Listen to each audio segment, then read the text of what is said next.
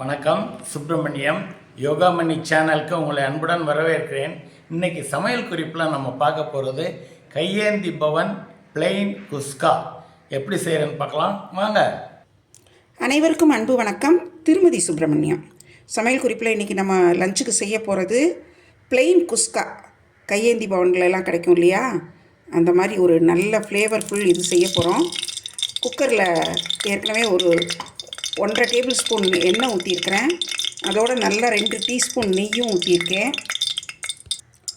Whole spices, பிரிஞ்சி இலை, பட்டை, ஏலக்காய், கிராம்பு, ஜாதிபத்திரி, அன்னாசிப்பூ, கல்பாசி, இது எல்லாத்தையும் இதில் இப்போ போட்டுறேன். கொஞ்சமாக முந்திரி பருப்பு, 1/4 கப் பெரிய வெங்காயம் மெல்லிசாக நீளமாக நறுக்குனது, ஒரு பச்சை மிளகாய் நீளமாக நறுக்குனது,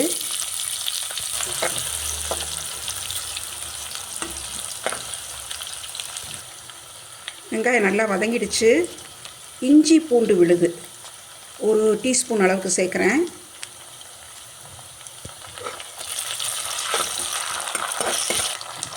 தக்காளி ஒரு 1/4 கப் அளவு பொடியாக நறுக்குனது. இந்த குஸ்காவுக்கு தேவையான உப்பு இப்போவே சேர்த்துறேன். 1/4 டீஸ்பூன் மஞ்சள் தூள், 1/2 டீஸ்பூன் சீரகத்தூள், 3/4 டீஸ்பூன் தனி மிளகாத்தூள், கொஞ்சம் பிரியாணி மசாலா, இது எல்லாத்தையும் இப்போ சேர்த்துறேன். கொஞ்சம் பச்சை கொத்தமல்லி ஒரு 1/4 கப், புதினா 1/4 கப், தயிர் ஒரு 1/4 கப் சேர்க்குறேன். மசாலா எல்லாம் சேர்ந்து நல்லா பிளெண்ட் ஆகி நல்லா ஒரு ஃப்ளேவர் வந்துருச்சு. இப்போ என்ன பண்ணுறோன்னா ஒரு 1.5 கப் தண்ணி ஊற்றுறேன்.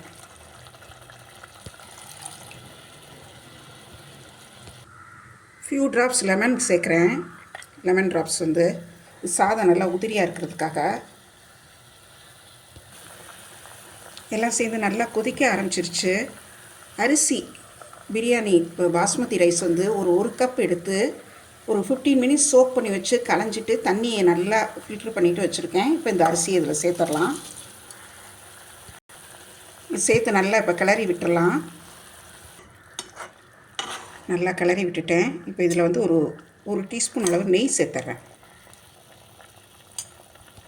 குக்கர் மூடி மீடியம் ஃப்ளேமில் ஒரு 2 விசில் வர விடுறேன்.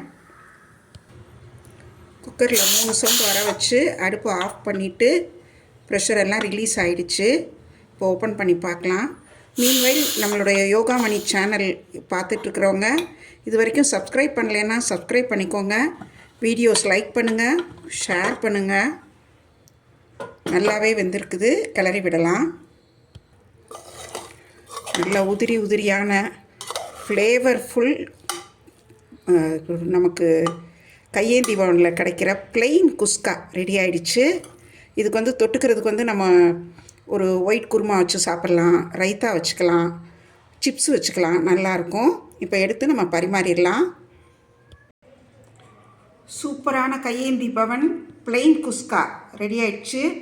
காய்கறிலாம் இல்லாதப்போ வெங்காயம் தக்காளி மட்டும் வச்சு அசல் பிரியாணி டேஸ்ட்டில் இந்த மாதிரி பண்ணலாம். செய்து பாருங்கள்.